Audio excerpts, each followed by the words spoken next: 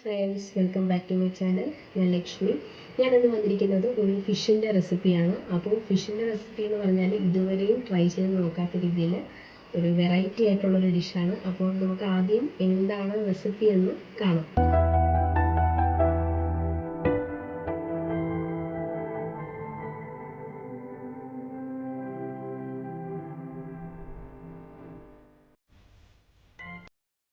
അപ്പോൾ അതിന് ആദ്യമായിട്ട് നമ്മൾ മീൻ വറുത്തെടുക്കുകയാണ് വേണ്ടത്. അപ്പോൾ മീൻ വറുക്കാൻ വേണ്ടി സാധാരണ നമ്മൾ എടുക്കുന്ന പോലെ തന്നെ മഞ്ഞൾപ്പൊടി, കുരുമുളക് പൊടി, മുളക് പൊടി, കുറച്ച് നാരങ്ങാനീര്, ഉപ്പ്, കുറച്ച് മല്ലിപ്പൊടി, ഇതെല്ലാം കൂടി ചേർത്ത് ഞാൻ പുരട്ടി വയ്ക്കുന്നുണ്ട്. പുരട്ടി ഒരു 10 മിനിറ്റെങ്കിലും വെക്കുക.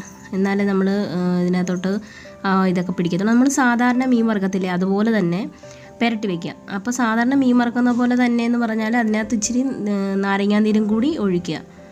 അപ്പോൾ നാരങ്ങാനീരും കൂടി എല്ലാം കൂടി ഒഴിച്ച് ഞാനിവിടെ കുഴച്ച് ഒരു 10-15 മിനിറ്റ് വെക്കുന്നുണ്ട്. അതിനുശേഷം നമുക്കിത് വറുത്തെടുക്കുമ്പോൾ നമ്മൾ ഡീപ്പ് ഫ്രൈ ചെയ്യണ്ട, ഷാലോ ഫ്രൈ ചെയ്താൽ മതി. നല്ലതുപോലെ മുരിച്ചെടുക്കണ്ട. അപ്പോൾ കുറച്ചിങ്ങനെ ലൂസായിട്ട് അങ്ങനത്തെ ഒരു ഷാലോ ഫ്രൈ മതി. അതിനുശേഷം ഒരു ചട്ടി എടുക്കുക. ചട്ടി എടുത്തതിന് ശേഷം അതിൻ്റെ പൊക്കത്തേക്ക് ഒരു ഇല ഇട്ട് കൊടുക്കുക. ഞാനിവിടെ വാട്ടി ഇലയാണ് ഇട്ട് കൊടുത്തിരിക്കുന്നത്. അപ്പോൾ ഒരു ഇല വെച്ച് കൊടുത്തതിന് ശേഷം അതിനകത്തേക്ക് കുറച്ച് വെളിച്ചെണ്ണയും കുറച്ച് കറിവേപ്പിലയും കൂടി ഇട്ട് കൊടുക്കുക. അപ്പോൾ ഞാനിവിടെ വെളിച്ചെണ്ണ എടുത്തിരിക്കുന്നത് ഒരു 1.5 ടേബിൾ സ്പൂൺ വെളിച്ചെണ്ണ എടുത്തിട്ടുണ്ട്.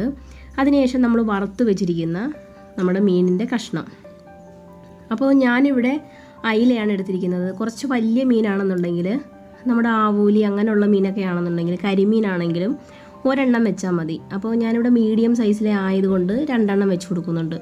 അതിനുശേഷം ഞാനിവിടെ ഒരു 1/4 കപ്പ് തേങ്ങാപ്പാൽ, നല്ല കുറച്ച് കട്ടി തേങ്ങാപ്പാലാണ്, എന്നാലും ഒത്തിരി കട്ടിയല്ല, കുറച്ച് കട്ടി തേങ്ങാപ്പാലാണ്.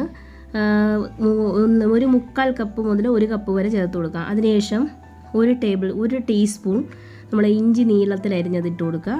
പിന്നെ ഒരു 3-4 പച്ചമുളക് ഇട്ട് കൊടുക്കുക.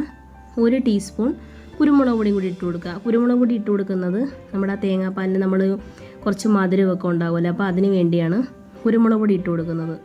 അതിനുശേഷം അതിൻ്റെ പൊക്കത്തേക്ക് ഒരു ഇല വെച്ചതിന് ശേഷം ഇതുപോലെ ഒന്ന് അടച്ച് വയ്ക്കുക.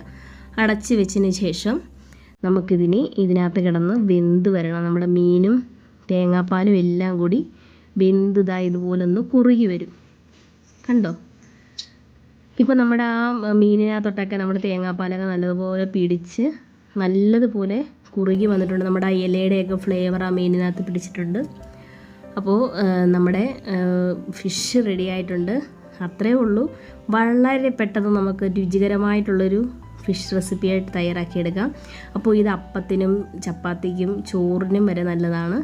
അപ്പോൾ ഏറ്റവും നല്ലത് ഇടിയപ്പത്തിനും അപ്പത്തിനൊക്കെ ഏറ്റവും നല്ലൊരു കറിയാണ്. അപ്പോൾ ഇത് തീർച്ചയായിട്ടും നിങ്ങൾ ട്രൈ ചെയ്ത് നോക്കുക.